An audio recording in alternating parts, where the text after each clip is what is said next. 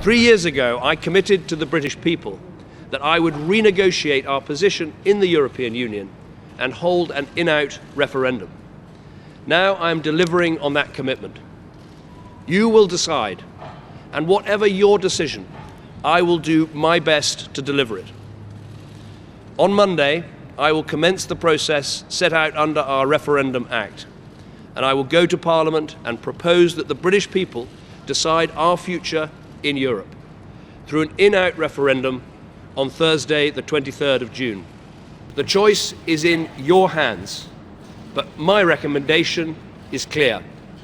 I believe that Britain will be safer, stronger, and better off in a reformed European Union. Thank you very much.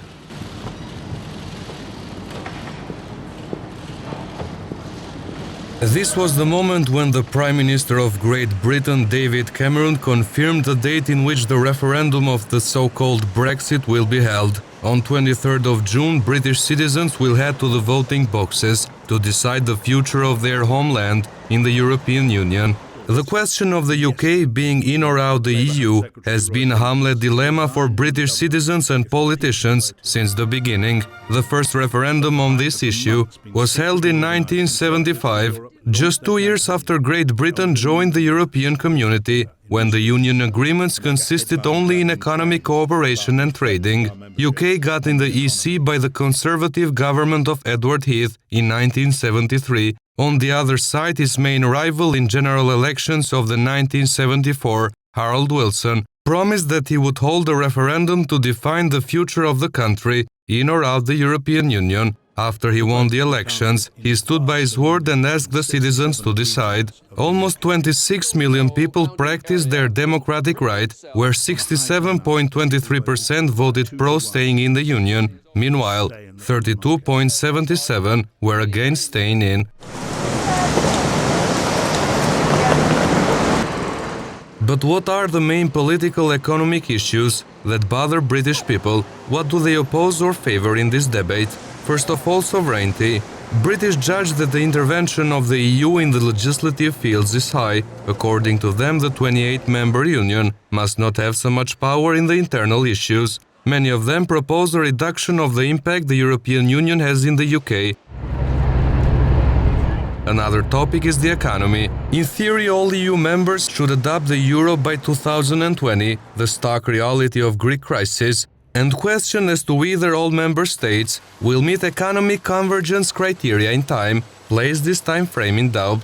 Britain is concerned about the euro credibility and economic value. In any case, both Britain and Denmark have already secured an agreement to keep their own currencies. Over the past few years, David Cameron has made terrific efforts to address these issues in the highest offices and institutions of the EU. He promised that the country would undergo a referendum before 2017, even though a specific date was not announced yet. The talks reached a high point in February of this year. The visit of European Council President Donald Tusk in Downing Street and the frequent visits of Cameron in Brussels were an indicator showing that the things had started to move. The EU and the UK reached an agreement during the Leaders' Summit, held on the 18th and 19th of February. According to the New Deal, in case the citizens would say yes to staying inside the Union, Great Britain would win a special status. Cameron signed a packet reform in which were included some of the most contested issues from the citizens and the politicians in the UK. The Prime Minister had made it clear to the heads of the EU that Britain would never agree for an ever closer union and would deny the reforms that do not fulfill its interests. But his main strike was the deal on the legislative field. The national parliaments of member states can now refuse to adopt reforms or laws in case 55% of the lawmakers would vote against. Eurosceptics get very excited about reclaiming British sovereignty. But what actually will happen in reality? Britain has pooled its sovereignty and as a result has a stronger voice in international affairs and also in trade talks as part of a much larger trading bloc. The government of the United States has made it very clear that it would prefer Britain to remain within. And there's one other important further debate about sovereignty. If Britain does leave the European Union, it's possible that the people of Scotland will demand another referendum, and this time, rather than rejecting independence, they may actually split the United Kingdom and leave a much smaller country before. So in terms of sovereignty as well, the United Kingdom of Great Britain and Northern Ireland is much better off at the heart of the European Union. As a businessman, I find it increasingly frustrating that regulations are imposed on this country that the UK government doesn't have control over. And some of these regulations are actually opposed by the UK government. We've handed over too many powers to the EU, and that's why we need to vote leave. I think control is a very important point in this debate, and I'm sure that the UK needs to get control back of regulation and legislation. Another problem is the economy. With the Brexit, Britain can lose some of its privileges, but on the other side, a new perspective can be opened. Leaving the European Union, or Brexit as it's increasingly being called, represents a real risk to the British economy.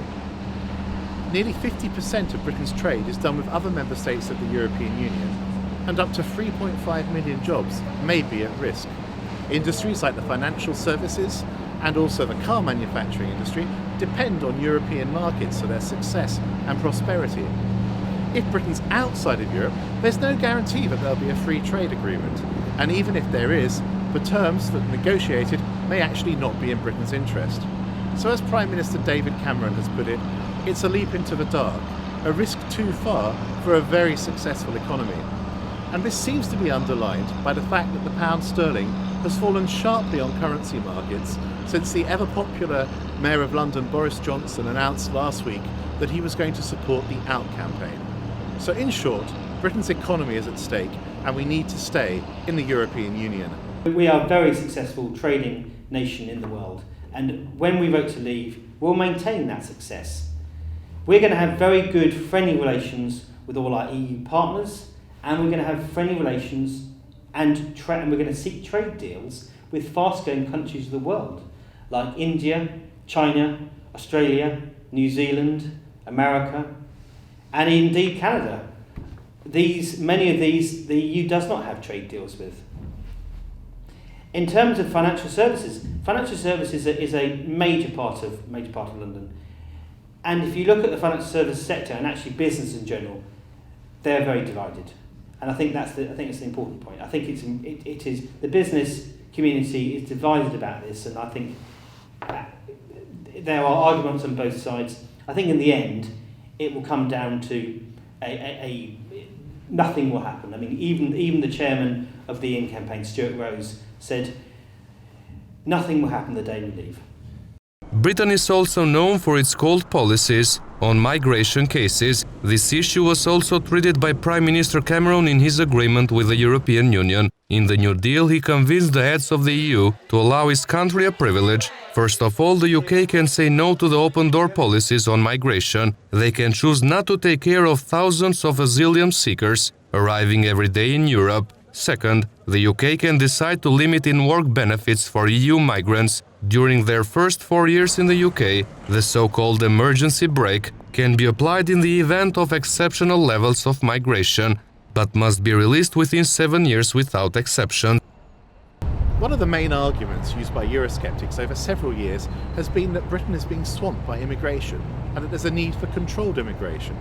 However, actually, immigrants contribute in a wide variety of areas to the British economy, whether it's education, the national health system, or the economy at large, making far more net contributions than the money they take out of the system. Also, by nature, Britain is an open, democratic country which for many, many years has been welcoming to new people into the country. Furthermore, we shouldn't forget it's a two-way stream. There are many Britons who are working in the European Union, some of them out of professional choice, but also some of them choosing to retire in those countries. These are benefits that should not be put at risk. Britain should be proud to be an open part of Europe, and it also has a responsibility in terms of the larger immigration matters such as the crisis relating to Syria and so on, and that's not going to go away. So let's not exaggerate the immigration issues. Britain should stay in the European Union. Those poor Syrians who have died in the Mediterranean, fueled by the EU policy, fueled by the gangmasters It's absolutely disgraceful. And the EU needs to take a proper policy position. The UK has a good policy position, which takes immigrants, takes Syrian refugees from the Syrian camps. I think that's a good idea. But the EU policy is something which I don't support, and it's not doing Syrians any favours at all. If you take a look at the parliament, you can spot that the Conservatives do not have a common line for the so-called Brexit case. London Mayor Boris Johnson, a very popular politician in the UK, is in open stance opposing the European Union. My right honourable friend, the Prime Minister, to explain to the House and to the country in exactly what way this deal returns sovereignty over any field of lawmaking to these Houses of Parliament.